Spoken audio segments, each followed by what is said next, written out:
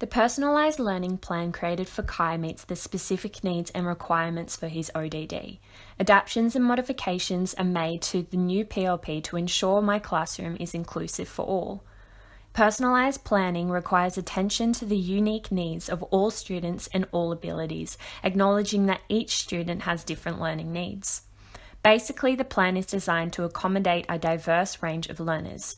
By using this platform, I am allowing my students to learn through the high-quality education, engaging materials and reasonable adjustments. The PLP essentially aims to positively change an individual's behaviour through clear communication, changing the environment and keeping the content enjoyable. By using these positive prevention strategies throughout the class, I can create an environment that best suits all students. As you can see, this personalised learning plan is constructed in 4 sections. Section 1, information on triggers to behaviour. Section 2, the phases of behaviour. Section 3, understanding the behaviour. And Section 4, effective strategies. In the first section, I have put a red X beside the triggers that may lead to Kai having an outburst. The triggers I have circled are change in people or routine or finding something too hard or boring. It is evident that Kai reacts to changes in his routine because of his behaviour with the relief teacher. It is important that Kai knows of any foreseen changes or has an alternate plan if there is any unforeseen change. Kai reacts physically when he finds something too hard or too boring. To prevent this from happening, Kai may be given an alternate activity to show his learning. As shown in the second section, I've put a red X beside the phases of behaviour. This section is to help identify and prevent escalation in Kai's behaviour. The first phase of Kai's behaviour may be screaming no or becoming non-compliant and refusing to do work. Kai lashes out and screams no when he is about to kick or throw an object. By preventing this behaviour, it will ensure all students are safe. If Kai is showing verbal and non-refusal signs, it would be best to provide an alternate learning opportunity. An example of this would be during maths. Kai may prefer to work with a kinesthetic or visual learning approach rather than a written worksheet. Likewise, when Kai becomes non-compliant and refuses to do work, I will provide him with 2 choices. Either he does the alternate work provided or he must stay in with me at lunchtime. This is to prevent him from becoming frustrated. The action I will take is if Kai starts to scream no, I will call an executive staff member to take him and calm him down.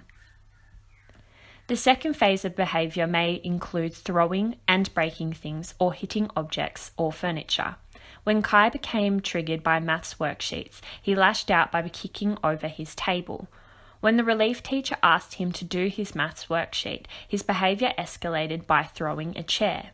The action I will take if this happens is that if Kai starts throwing and breaking things, I will call an executive and remove my students from the classroom and take them to a safe place. The third phase of escalated behaviour could include hands-on or breaking more things or hitting objects.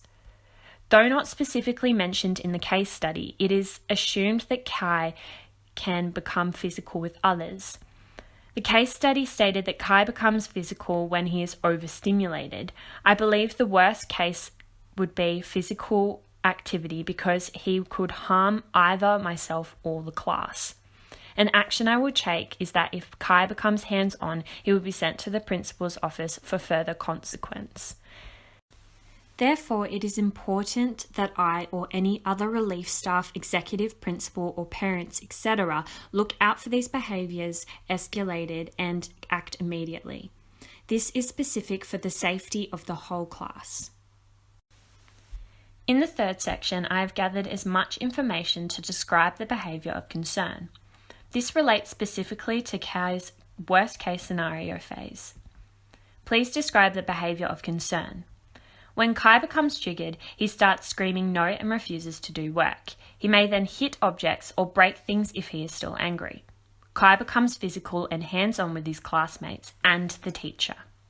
How often does the person exhibit their behaviour of concern?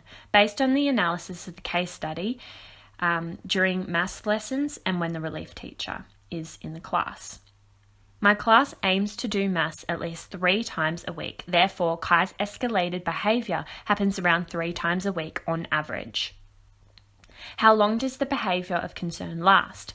Kai's escalated behaviour lasts around 20 minutes.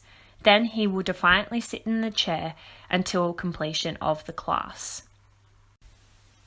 For the 4th section, I have noted the types of strategies I can use to minimise Kai's behaviour. Phase 1. If Kai begins to scream no or refuses to do work, to stop the behaviour from escalating, I will continue to show a routine and present a schedule, then place him with an LSA who will speak to him in a calm tone. Specific to maths, the LSA can read the worksheet out to Kai and the LSA can take notes. Phase 2. If Kai begins to kick or throw things, I will remain talking in a calm tone, give choices, and keep a safe distance. This is to ensure the safety of myself and the rest of the class. If possible, I will remove dangerous objects that can be thrown or broken. Phase 3. If Kai becomes physical with others or myself, I will still need to remain speaking in a calm tone, show routine. This is so Kai is not overstimulated as he reacts to routine changes. Give a sensory object. If he prefers being physical, he can take his anger out on this instead, and tell them what they can do and what they can't do, like going to the principal's office for further consequence.